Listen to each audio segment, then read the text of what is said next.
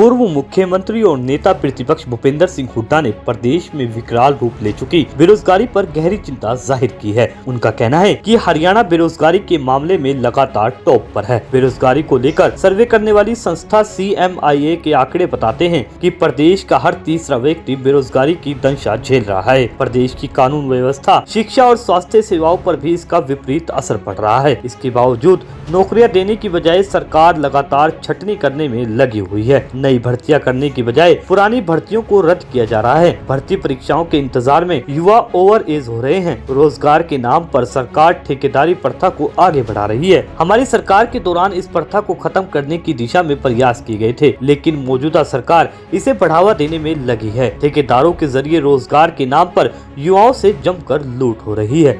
नेता प्रतिपक्ष ने कहा कि सरकार खुद के दिए आंकड़ों से भी मुकर रही है। 3 महीने पहले मुख्यमंत्री ने अपने बजट भाषण में कहा था कि हरियाणा में 8,36,000 बेरोजगार हैं, लेकिन अब वो कह रहे हैं कि हरियाणा में सिर्फ 5 से 6 लाख ही बेरोजगार हैं। ये समझ से परे है कि बिना कोई नई भर्ती किए, बिना कोई नया उद्योग या परियोजना स्थापित किए कोरोना काल में लॉकडाउन के दौरान प्रदेश सरकार ने 3 लाख बेरोजगारों को किस तरह रोजगार दे दिया। हुड्डा ने सरकार को याद दिलाया कि कर्मचारी चयन आयोग द्वारा जब पिछली बार क्लर्क भर्ती निकाली गई थी तो उसके लिए हरियाणा में तकरीबन 25 लाख आवेदन आए थे।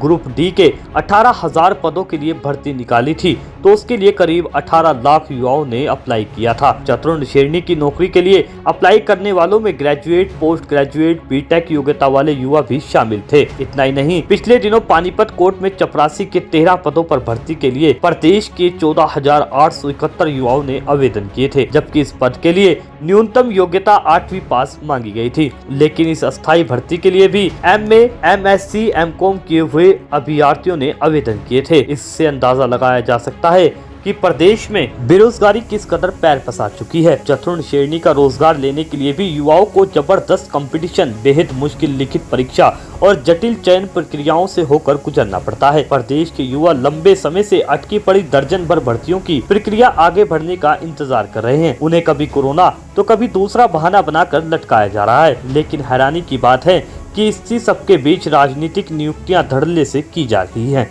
हुड्डा ने कहा कि आज शिक्षा और स्वास्थ्य क्षेत्र की तरफ विशेष ध्यान देने की जरूरत है, लेकिन हरियाणा में पिछले कई सालों से ना तो डॉक्टर्स की भर्ती हो रही और ना ही टीचर्स की। हजारों एस्टेट JBT पास युवा भर्ती का इंतजार कर रहे हैं, लेकिन बीजेपी सरकार के 6.5 साल में आज तक एक भी भर्ती नहीं हुई। भर्ती बेरोजगारी का सीधा संबंध प्रदेश की कानून व्यवस्था और अपराध के बढ़ते ग्राफ से है। बेरोजगारी जितनी बढ़ेगी, अपराध भी उतना ही बढ़ेगा। रोज रोज होने वाली चोरी, लूट, डकैती, फिरौती, अपहरण, रेप और हत्या की वारदातें इसका सबूत है। इसलिए सरकार को जमीनी हकीकत से नजरें चुराने की बजाय समस्या के समाधान की तरफ कदम बढ़ाने चाहिए।